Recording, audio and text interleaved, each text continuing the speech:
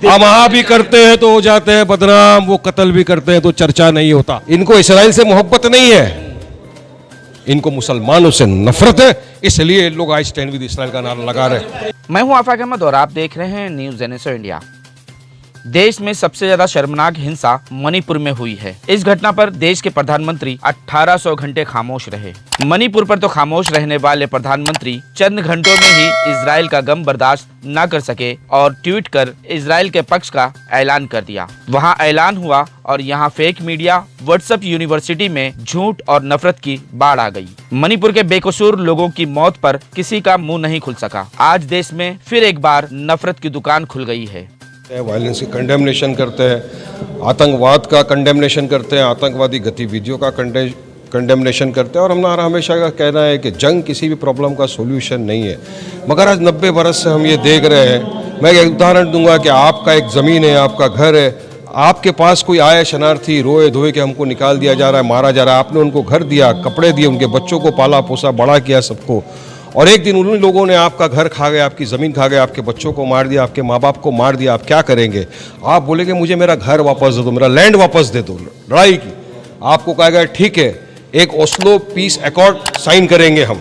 1993 13 सितंबर के दिन एक ओस्लो पीस अकॉर्ड साइन हुआ, जिसके जरिए ये कहा गया था कि फ़लस्तीन को एक अलग कंट्री बनाया जाएगा, उनको अलग हुकूक दिया जाएगा। आज 30 बरस हो गए, उनको नहीं दिया गया। 2008 से लेकर अब तक 1.5 लाख सिविलियन पैलेस्टीनियनों को मार दिया, जिसमें 33,000 बच्चे थे। अब क्या करेंगे?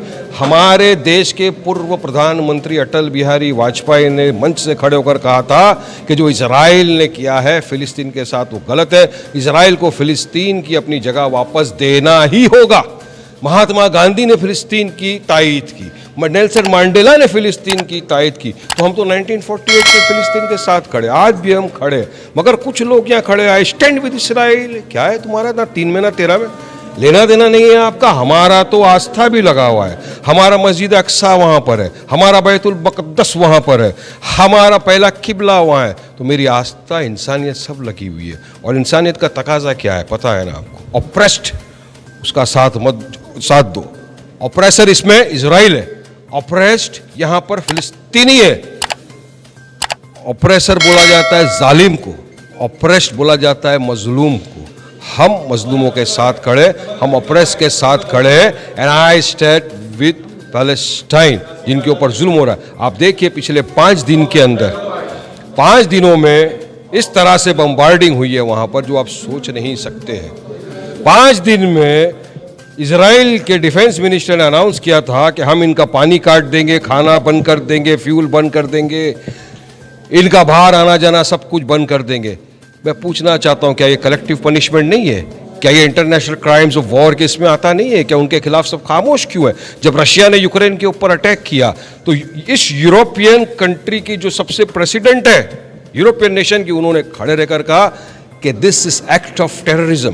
तो आज आप गाजा के लिए इसको एक्ट ऑफ टेररिज्म क्यों नहीं घोषित करते? हम यहाँ खड़े हैं, आराम से खा पी रहे। गाजा फिलिस्तीन में लोगों को इस वक्त पता नहीं कि वो 1 मिनट बाद वहां जाएंगे, बमबारी के अंदर उनकी जान जा सकती। मंदिर बन गई, आप बहुत खुश हैं, हमने कानून को मान लिया, हमारी मस्जिद उनके कब्जे में है। अगर हमारे लोग मुसलमान संघर्ष करके अपनी मस्जिद को बचाना चाहता है, आप उसको आतंकवादी कह रहे हो। आप कह रहे हो कि मुसलमान जो रेपिस्ट है। देखिए ऐसा जब जुल्म और नाइंसाफ़ी बढ़ती है ना तो आतंकवाद बढ़ता है। आज अमेरिका, ऑस्ट्रेलिया और यूके जो दूसरे मुल्क हैं वो सपोर्ट कर रहे हैं, ज़बरदस्त तरीके से वहाँ पर जो हैं वो हथियार भेज रहे हैं इसके फ़लस्तीन के ख़िलाफ़। मैं कहता हूँ आप ये क्यों नहीं करते कि फ़लस्तीन और इसराइल के लोगों को बिठा करके आप एक इंसाफ का फ़ैसला कर दो। जो सच्चाई है, आप में दम है तो करो वो, लेकिन आप इस तरह नहीं करोगे। समझते हो कि मुसलमानों को जो है इनकी मस्जिदें छीन लेंगे। मैं समझता हूँ कि जो लोग मज़हब को मानते हैं ना, अपनी जान को कुर्बान कर देंगे, लेकिन किसी के आगे सर नहीं झुकाएंगे। नहीं, मैं उस चीज़ का ज़रूर मैं उसके ख़िलाफ़ हूँ। हर जो हिंसा है उस हिंसा के मैं ख़िलाफ़ हूँ। और सबसे बड़ा आतंकवाद ये है कि आप इंसान को इंसान नहीं समझ रहे हो, तो ये बड़ा आतंकवाद है। इसको पहले अपने अंदर ख़त्म करना चाहिए। हर एक इंसान से प्यार से पेश आ।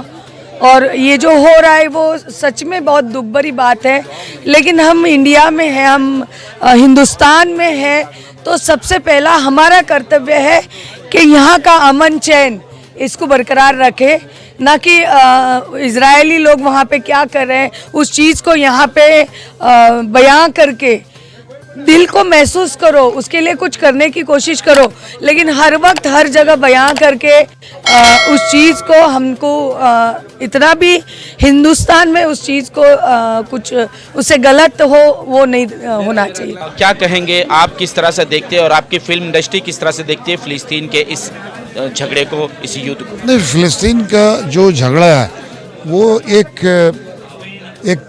तरफा झगड़ा है और एक कौम को टारगेट किया जा रहा है और इसको रोकना चाहिए। ये पूरे सिर्फ फिलिस्तीन का ही मामला नहीं, ये पूरे मुल्क का मामला। अगर मुल्क के बड़े बड़े ओहदेदार लोग खामोश रहे तो फिर बहुत देर हो जाएगी। नफरत ख़त्म होनी चाहिए, वरना ऑफकोर्स देश जो है बहुत बर्बाद की कगार पे है। तो ऐसा ना हो कि बहुत देर के बाद होश आए, तब तक बहुत देर हो जाएगी। देखिए, हर जगह एक गलतफहमी फैल रही है कि इस्लाम मोहब्बत नहीं सिखाता। मैंने जैसे कहा कि हमारा सबसे बड़ा मरकज़ मस्जिद है, जहाँ से हर जुमा हर शुक्रवार को मोहब्बत का पैगाम दिया जाता है। और उसी के साथ हम ये उद्देश्य से ये प्रोग्राम किए कि जिस तेज़ी के साथ नफ़रत फैल रही है, तो हमारा फ़र्ज़ ये बनता है कि एक नागरिक और एक इंसान होने के लिए कि हम क्यों ना, जिस तरह तेज़ी से नफ़रत फैल रही है, क्यों ना हम तेज़ी से मोहब्बत भी फैलाए।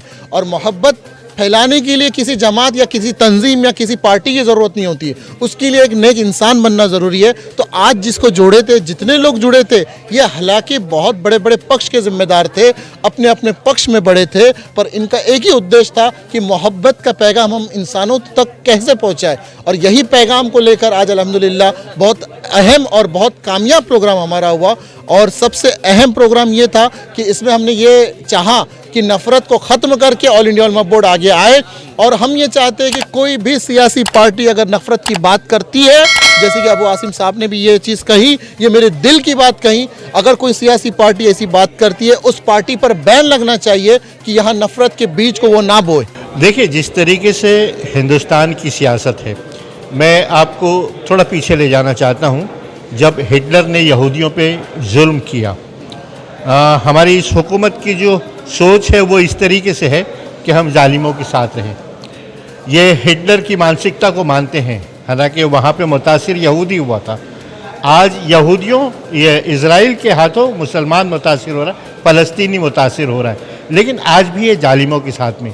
एक लंबा इतिहास है, तकरीबन 70 साल का। एक मरतबा गांधी जी ने कहा था, उनसे पूछा गया कि क्या ये फ़लस्तीन अरबों का है, तो उन्होंने कहा कि जिस तरीके से फ्रांसीसियों का है, जिस तरीके से यूरोपियों का है, उसी तरीके से फ़लस्तीन अरबों का है। आज ये जुमा की 8 दिन की दोस्ती में हम बात कुछ करते हैं। लेकिन कल एक्सटर्नल अफेयर मिनिस्ट्री से एक ट्वीट हमने देखा कि वो ये कह रहे हैं कि हम फ़लस्तीन अरबों के साथ में हैं। यह दोगली जो राजनीति है ना, उससे हम बहुत परेशान हैं। अच्छा, इनको कहीं ना कहीं से मज़हब और इलाके के नाम पे नफ़रत की खुराक मिलनी चाहिए, जिससे ये अपनी दुकानदारी चला सकें। सर, जिस तरह से अगर युद्ध हो रहा है वो देश के बाहर हो रहा है, अलग देश में हो रहा है, लेकिन उसकी राजनीति, उसका पूरा माहौल हमारे देश में क्यों नज़र आ रहा है? वैसा होना तो नहीं चाहिए कि युद्ध हो रहा है तो वो युद्ध उस कंट्री में हो रहा है, इंसानी शहर दुख होता है। अभी आप लोग देखा जाएगा तो आज युद्ध उधर ही नहीं हो रहा है, आज देखा जाएगा तो यूक्रेन में और रशिया का आज देखा जाएगा तो 1 साल से चल रहा है, लेकिन उस पर कोई नहीं बोल रहा है, लेकिन अभी इस पे बोला जा रहा है। तो इसको दूसरा रंग नहीं देखे हम लोग ने इसको कि ये नहीं होना चाहिए, क्योंकि जो भी मरेगा वो इंसान ही मरने वाला है और नुकसान होने वाला है, ऐसा नहीं होना चाहिए। आपने भी कहा कि यूक्रेन की आपने बात की, तो यूक्रेन की जब बात हुई तो पूरा देश जो है दोनों को समझाने पे लगा हुआ था, दोनों को कह रहा था कि आम इंसान मर रहा है, मत करिए इस तरह का युद्ध। लेकिन आज जो ये जंग हो रही है फिलिस्तीन के अंदर, इसमें वन साइड क्यों जा रहा है सर?